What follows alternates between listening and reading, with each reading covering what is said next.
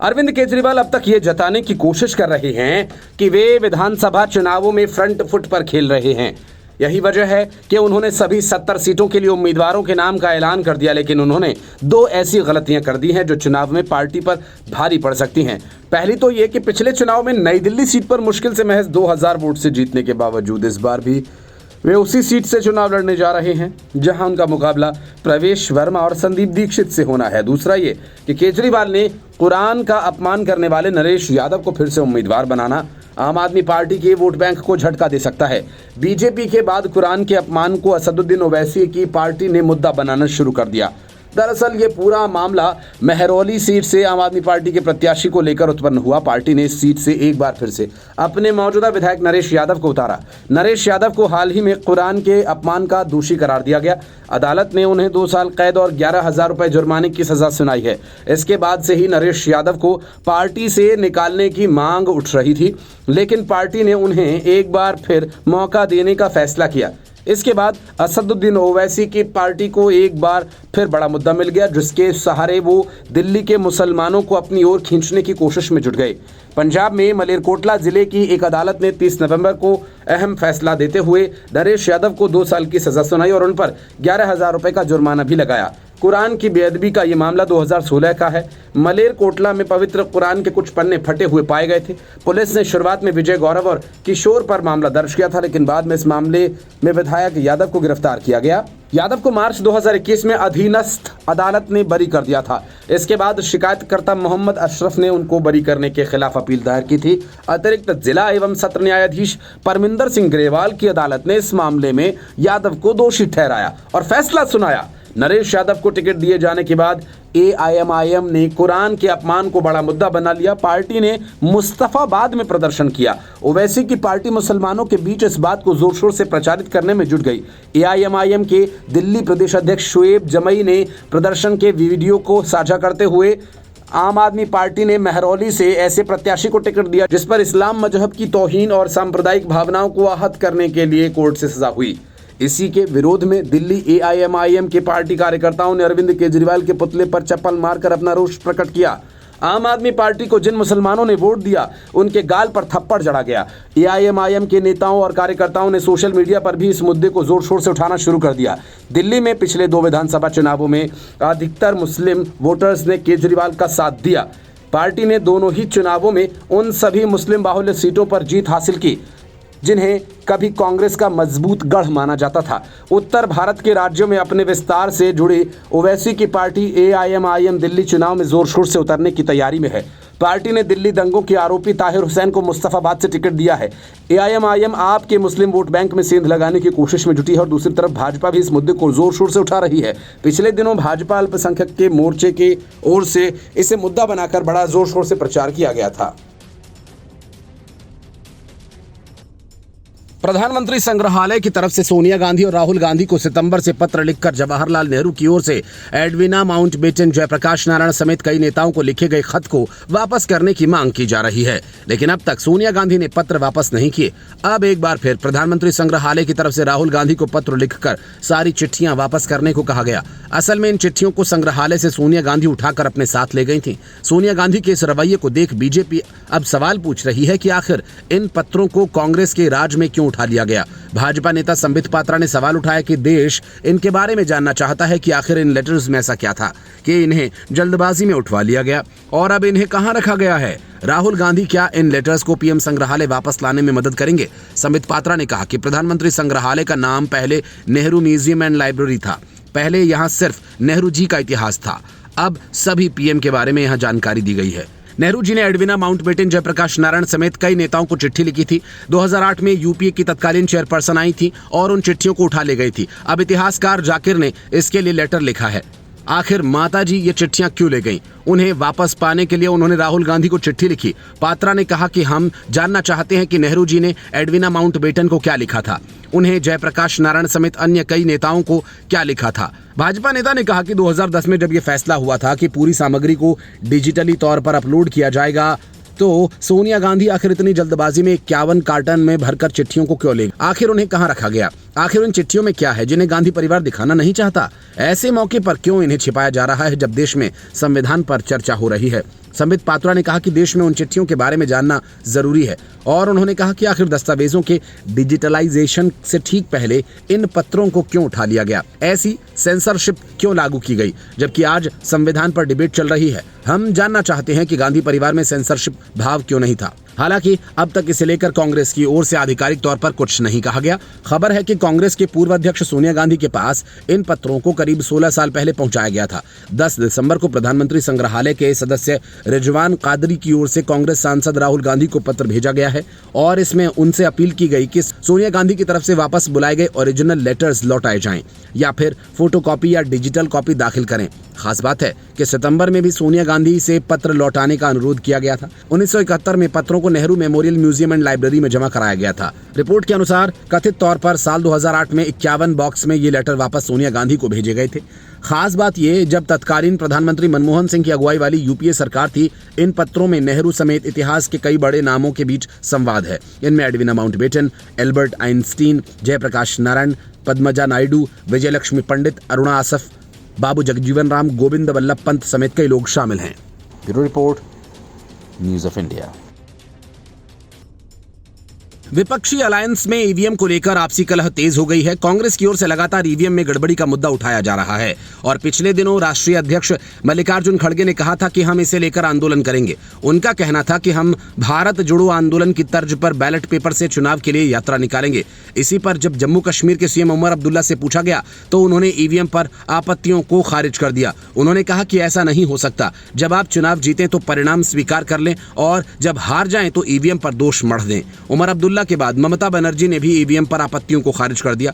ममता बनर्जी की party TMC ने भी सवाल उठाया और ममता के भतीजे अभिषेक बनर्जी का कहना है कि ईवीएम पर सवाल उठाने से कोई फायदा नहीं। यदि किसी के पास कोई सबूत है तो फिर उन्हें चुनाव आयोग को सौंपा जाना चाहिए। यहाँ डेमो पेश करके बताना चाहिए कि आखिर ईवीएम में उन्होंने क्या गड़बड़ी पाई। अभिषेक बनर्जी ने कहा, मेरी राय है कि जो लोग ईवीएम पर सवाल उठा रहे हैं उन्हें चुनाव आयोग के पास जाना चाहिए और उन्हें बताएं कि आखिर ईवीएम में उन्हें क्या खामी मिली। अभिषेक बनर्जी ने कहा कि इलेक्शन कमीशन को डेमो दिखानी चाहिए कि हमारे पास ये वीडियो है और हाल ही में तो चुनाव आयोग ने ऐसे लोगों को बुलाया था जिनकी कुछ शिकायत है। बूथ पर जो काम करता है, यदि मॉक पोल के टाइम चेक करे और फिर काउंटिंग के समय चेक करेंगे तो कोई गड़बड़ी नहीं होगी। फिर भी किसी को लगता है कि ईवीएम हैक हो सकती है या खेल किया जा सकता है तो फिर चुनाव आयोग को दिखाएं कि कैसे मशीनों में गड़बड़ी हो सकती है। टीएमसी के सांसद ने कहा कि यदि फिर भी किसी को लगता है तो वो जमीन पर उतरे और आंदोलन करे। ऐसे 2 या 3 बयान जारी करने से कुछ नहीं होता, कोई भी आंदोलन जमीन पर करना होगा। इसके पहले उमर अब्दुल्ला ने भी कहा था कि जब इसी ईवीएम के इस्तेमाल से हुए चुनाव के बाद संसद में आप 100 से अधिक सदस्य पहुंच जाते हैं तो आप इसे अपनी पार्टी के लिए जीत का जश्न मानते हैं, तो आप कुछ महीने बाद पलटकर ये नहीं कह सकते कि हमें ये ईवीएम पसंद नहीं क्योंकि अब चुनाव के परिणाम उस तरह से नहीं आ रहे जैसे हम चाहते हैं। उनकी इस टिप्पणी पर कांग्रेस ने तीखी प्रतिक्रिया जाहिर की और कांग्रेस सांसद मणिक्कम टैगोर ने कहा था कि आप मुख्यमंत्री बनने के बाद कैसे बदल गए। लोकसभा में पार्टी के सचेतक टैगोर ने सवाल भी किया कि मुख्यमंत्री बनने के बाद उमर का अपने सहयोगी दलों के प्रति ऐसा रवैया क्यों है। टैगोर ने अब्दुल्ला के इंटरव्यू का वीडियो सोशल मीडिया मंच एक्स पर रीपोस्ट करते हुए कहा कि ये समाजवादी पार्टी, एनसीपी, एसपी और शिवसेना यूबीटी हैं जिन्होंने ईवीएम के खिलाफ बात की। मुख्यमंत्री उमर अब्दुल्ला कृपया अपने तथ्यों की जांच करें। इस बीच महाराष्ट्र में आज विपक्ष ने फिर से ईवीएम हटाने को लेकर आंदोलन किया और विपक्षी दलों के सदस्यों ने सोमवार को यहां महाराष्ट्र विधान भवन की सीढ़ियों पर प्रदर्शन किया और चुनाव में ईवीएम के इस्तेमाल को लेकर विरोधी नारे लगाए। प्रदर्शन नागपुर में राज्य विधानमंडल के शीतकालीन सत्र के पहले दिन आयोजित किया गया। राज्य विधान परिषद में विपक्ष के नेता अंबादास दानवे ने एमवीए के नेताओं के प्रदर्शन का नेतृत्व किया और एमवीए के नेताओं ने संविधान और लोकतंत्र को बचाने का आह्वान किया था, ईवीएम के इस्तेमाल का विरोध किया। Bureau report, news of India.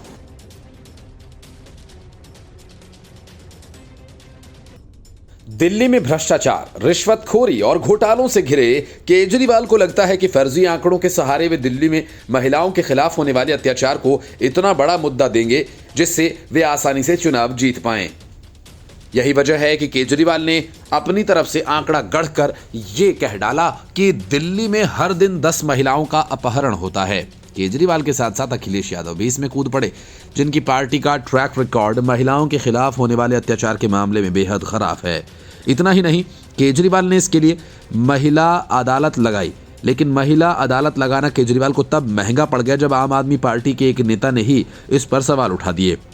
Delhi की बेटियों की सुरक्षा को खतरे में बताते हुए केजरीवाल ने केंद्र सरकार पर हमले किए तो आम आदमी पार्टी की सांसद स्वाति मालीवाल ने जोरदार पलटवार किया और केजरीवाल से पूछा कि क्या महिला अदालत का जज विभव कुमार को बनाया जाएगा। इसी विभव कुमार ने सीएम हाउस में स्वाति मालीवाल पर हमला किया था और इस मामले में कई महीने जेल में बिताने के बाद विभव कुमार को जमानत मिली। उसके बाद केजरीवाल ने विभव कुमार को पंजाब में सीएम का सलाहकार बनाकर भेज दिया।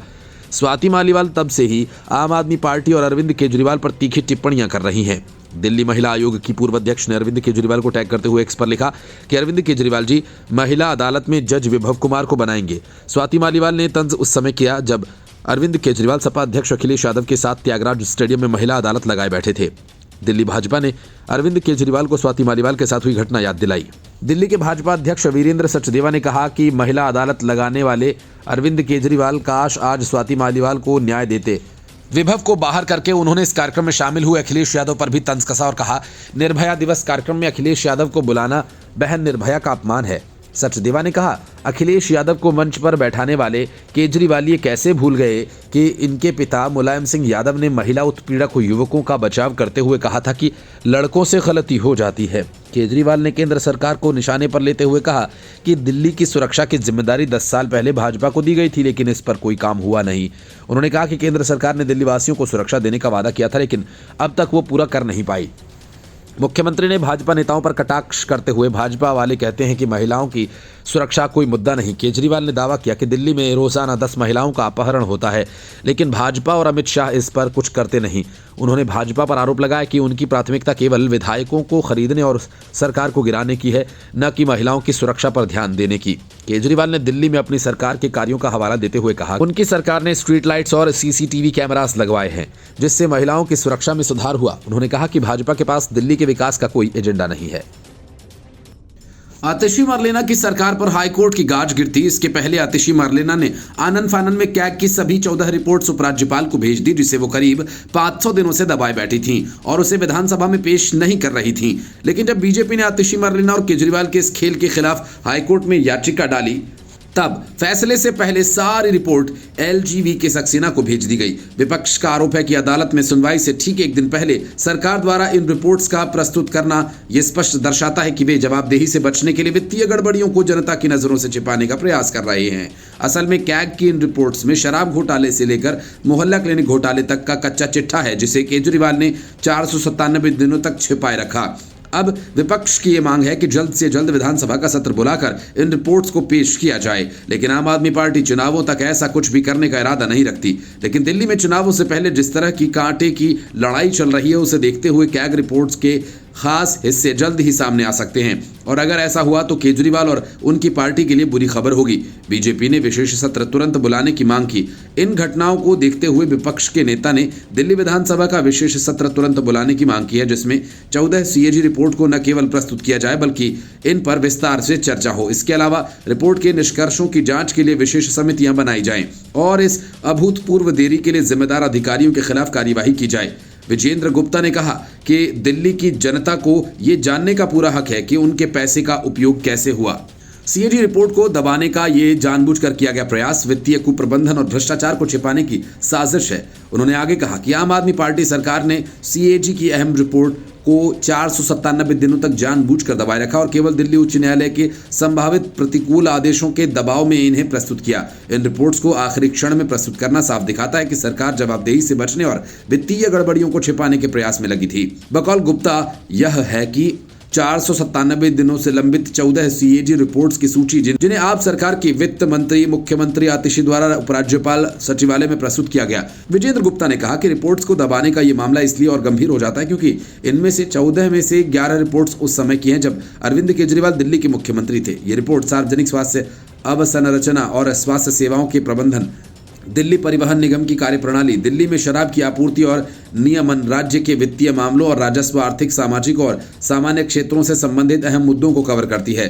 कुछ रिपोर्ट अगस्त 2023 से ही मंत्रियों की मेज पर धूल फांक रही है जो संवैधानिक दायित्वों और लोकतांत्रिक मूल्यों के प्रति पूरी लापरवाही को उजागर करती है। ये चिंताजनक है। इन रिपोर्ट्स में मोहल्ला क्लिनिक और सार्वजनिक स्वास्थ्य अवसंरचना का विस्तृत ऑडिट, डीटीसी की कार्यप्रणाली, राज्य के सार्वजनिक उपक्रमों की परफॉर्मेंस और वाहनों से होने वाले प्रदूषण की रोकथाम की कमी जैसे मुद्दे शामिल हैं। उन्होंने कहा कि 497 दिनों की अभूतपूर्व देरी ने यह दिखा दिया कि दिल्ली की शासन व्यवस्था में वित्तीय जवाबदेही पूरी तरह से ठप हो चुकी है।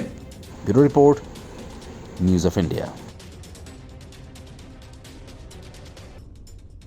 कांग्रेस और खासतौर से राहुल गांधी के बुरे दिन चल रहे हैं। अखिलेश यादव से लेकर उद्धव ठाकरे तक जिसे देखो वो ही राहुल गांधी पर चढ़ दौड़ता है।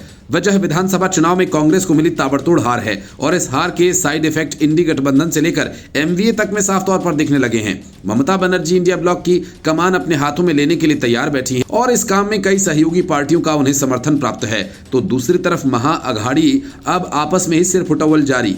चुनावों में हार का ठीकरा एक दूसरे पर फोड़कर कभी आगामी चुनाव में अकेले लड़ने की बात अब शुरू हो गई है। पहले अखिलेश यादव की समाजवादी पार्टी ने एमवीए से नाता तोड़ा, अब उद्धव की शिवसेना को राहुल गांधी की ही बात अच्छी नहीं लग रही। दरअसल कांग्रेस नेता राहुल गांधी ने संसद के शीतकालीन सत्र के दौरान लोकसभा में ऐसी बात कही जो उद्धव की शिवसेना को नागवार गुजरी।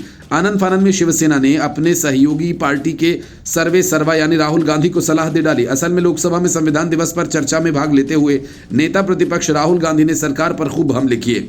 इसके लिए राहुल गांधी ने सावरकर का जिक्र किया। राहुल गांधी ने संसद में कहा था कि सावरकर देश को संविधान से नहीं बल्कि मनुस्मृति से चलाना चाहते थे। उन्होंने हिंदुत्व विचारक विनायक दामोदर सावरकर के कथन का हवाला दिया और भाजपा सरकार पर तीखा प्रहार किया। उन्होंने आरोप लगाया कि जिस तरह एकलव्य का अंगूठा काटा था उसी तरह से आज देश के युवाओं का अंगूठा काटा जा रहा है। आज देश में संविधान बनाम मनुस्मृति की लड़ाई है। वैसे भी सावरकर के खिलाफ बयानबाजी करना, उन पर हमले करना राहुल गांधी को काफी पसंद है। लेकिन जब तक उद्धव ठाकरे सीएम की कुर्सी पर बैठे रहे तब तक सावरकर के खिलाफ राहुल गांधी की बातें उन्हें अच्छी लगती रहीं। लेकिन जैसे ही विधानसभा चुनाव में उद्धव ठाकरे का सुपड़ा साफ हो गया, वैसे ही उद्धव ठाकरे अचानक हिंदुत्ववादी नेता बन गए। इसलिए सावरकर के खिलाफ राहुल गांधी की बातें उद्धव ठाकरे को चुभ गईं। आप देखा नताब आदित्य ठाकरे ने लगे हाथ राहुल गांधी को सलाह दे डाली। मीडिया को संबोधित करते हुए आदित्य ठाकरे ने राहुल गांधी को सलाह दी और कहा, अरे भविष्य की बात कीजिए। अब कब तक राष्ट्रीय पार्टियां राजनीतिक फायदे के लिए नेहरू और सावरकर को खींचते रहेंगे।